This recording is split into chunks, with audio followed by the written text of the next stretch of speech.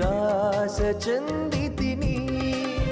నీ సేవలో ఎదురైనా ఎన్నో సమస్యలలో నా బలమును చూచుకొని నిరాశ చెందితిని